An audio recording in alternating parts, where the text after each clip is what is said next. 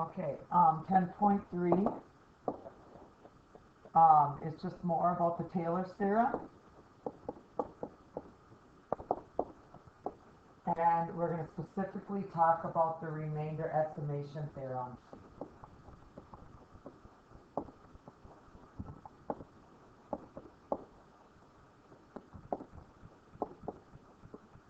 Another name for that is the Lagrange error bound.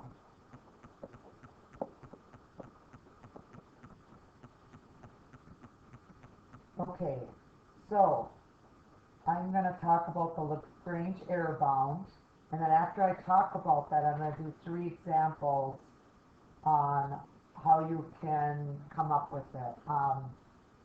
This is going to get starting to get really complicated now. 10.3, 10.4, 10.5, I would say are the 3 hardest sections in this book. We'll get through them though. So, basically, what is the Lagrange error bound? It was about a mathematician. He invented this, and he was trying to figure out, Lagrange was a mathematician, and basically, this is his theorem, mathematician. He wanted to figure out the maximum value of a Taylor polynomial. Basically, his idea was the more terms you add on, the more accurate the estimation. Again, the more terms you add on, the more terms you add on,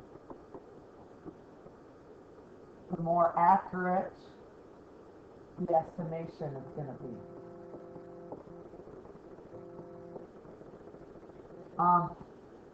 So, how do you find the certain polynomial of the nth degree polynomial?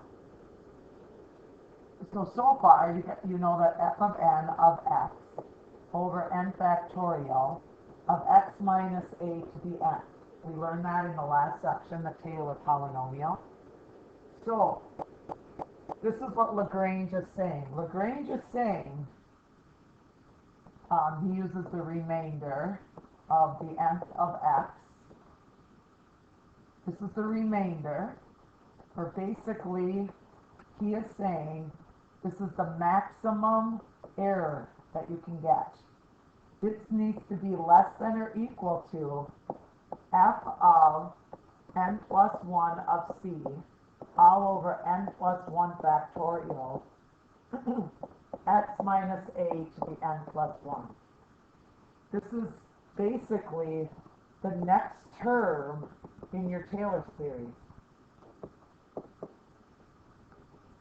Because if this is f of n, the next term basically would be the n plus 1, n plus 1, n plus 1. So you need to make sure that the remainder or the maximum value is less than or equal to the next term in the Taylor series. And basically what we're going to do is to try to get this as large as possible.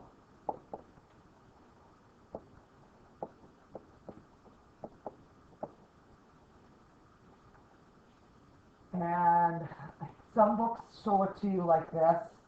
I like this one the best, but I'm just going to show you m over n plus 1 factorial x minus a to the n plus 1. The only difference is this part. I like this way. Some books write it like this, so keep that in mind. So I'm going to do 3 examples, and the first example is find the Taylor series, the Taylor polynomial of order 4 for the function at x equals 0, and use it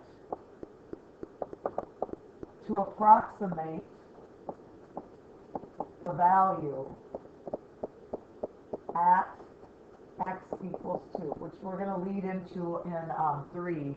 Basically, this is basically, so we're going to make a Taylor series, and this is the function, the cosine of pi over 2x. That's the function. So we're going to start f of 0. We're going to do f prime of 0. We're going to do f double prime of 0.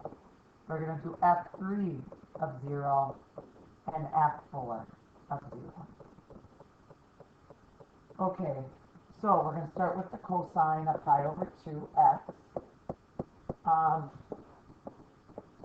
If you put the cosine, if you put x in there and you put 0, it's really the cosine of 0, and the cosine of 0 is 1.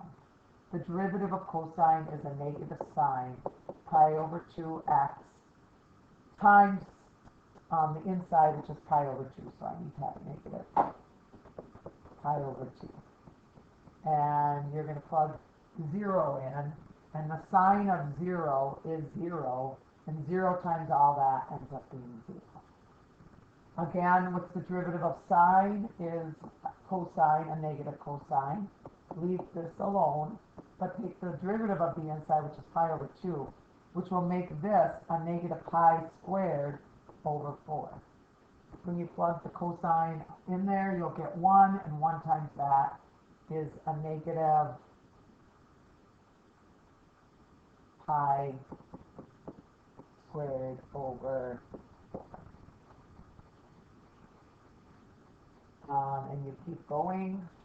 F3 would make it a negative pi to the third over 8, positive sine of pi over 2x, which ends up being 0, and pi to the fourth over 16 cosine of pi over 2x equals pi to the fourth over 16. Okay, so we're supposed to find the Taylor polynomial of order 4 for function at x equals 0. This is good review anyway, because this is what we just got done doing. And then we're going to approximate that value at x equals 0.2.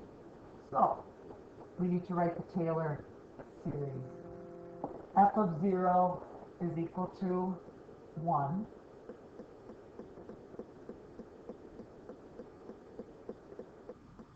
This is going to end up being 0. Okay, the next part is going to be a negative, and you're going to put f double prime of 0 divided by 2 factorial of x raised to the second plus, well, the next one's 0, but the next one, the fourth, is going to be a positive f4 of 0 of 4 factorial of x to the fourth. And this is what you're going to get. You're going to get 1 minus, this gets put in, which is a negative pi over squared over 4 over 2, which makes a negative pi squared over 8 x squared plus 4 factorial times 4 factorial is 4 times 3 times 2 times that's 16, which is pi to the 4th over 384 x to the 4th. And then all we're going to do is you're going to put, this is the 4th, p4 of x equals that.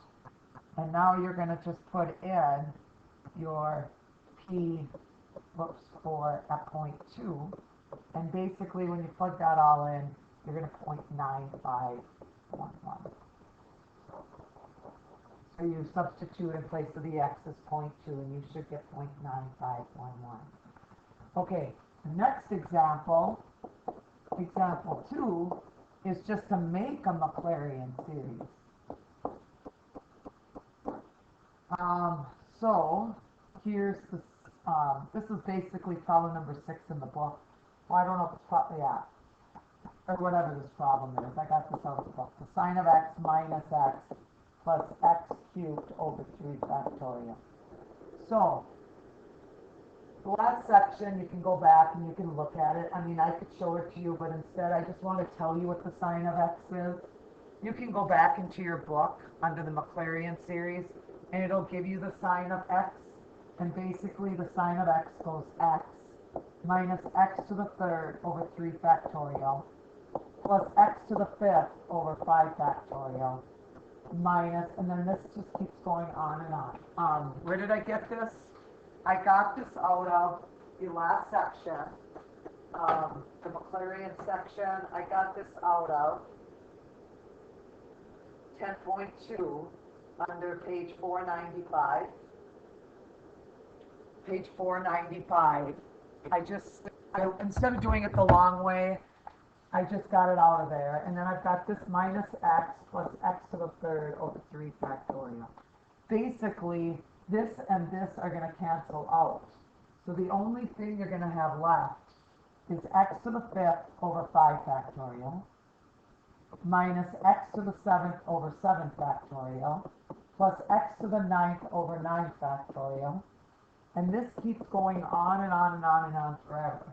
Basically, what we are only doing is coming up with the next term, the nth term. So basically, I need to have a negative 1 to the nth. And you should know why you should have a negative 1 to the nth, because you need that in there if your terms are going positive, negative, positive, negative. And then it's x over, and you need to figure out the power. And as you can see, it skips over by n plus 1. So it's 2n plus 5. How did I get that? When n is 0, you get 5. When n is the next term, when n is 0, you get 5. When n is 1, you get x to the 7th. When n is 2, you get x to the 9th. All over 2n plus 5 factorial. Again, you plug 0 in, you get 5 factorial. If you plug 1 in, you get 7 factorial. If you plug 2 in, you get 9 factorial. So I just came up with the nth term. Okay, example number 3 is to put this all together. Given the third degree polynomial,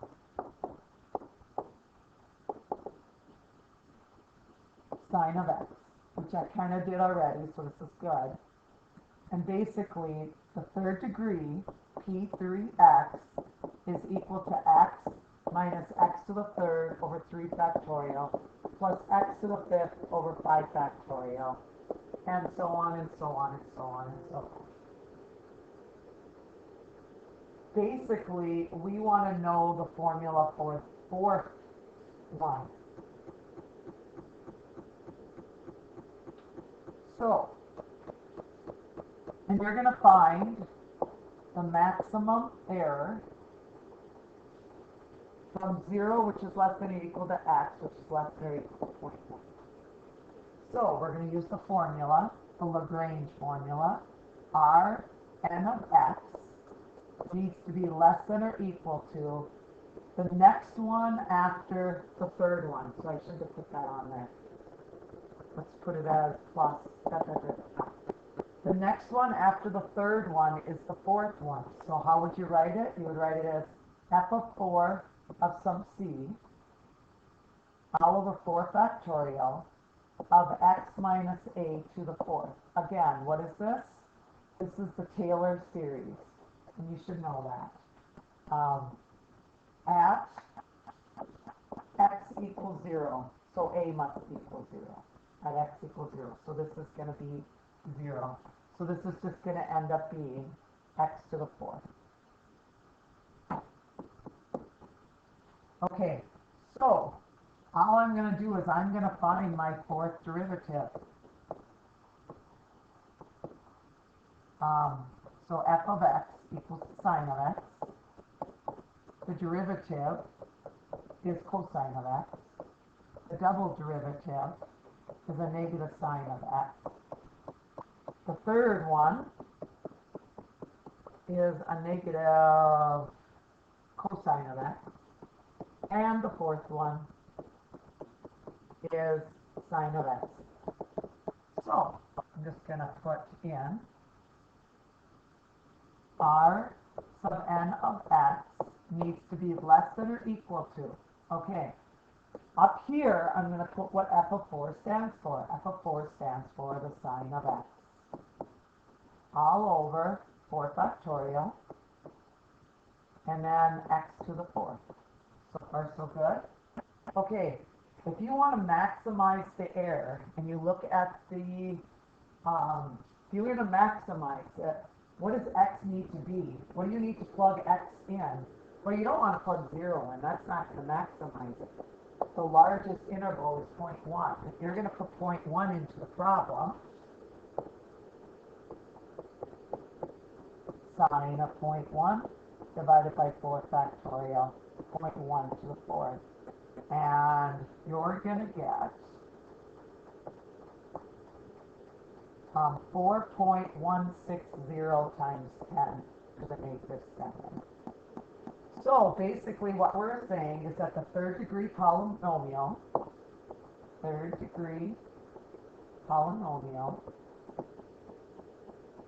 estimation at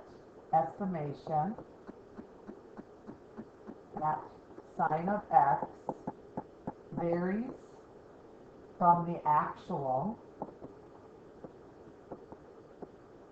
function on the interval between 0, which is less than x, which is less than 0.1, by at most 4.160 times 10 to the negative 7, which is an excellent approximation.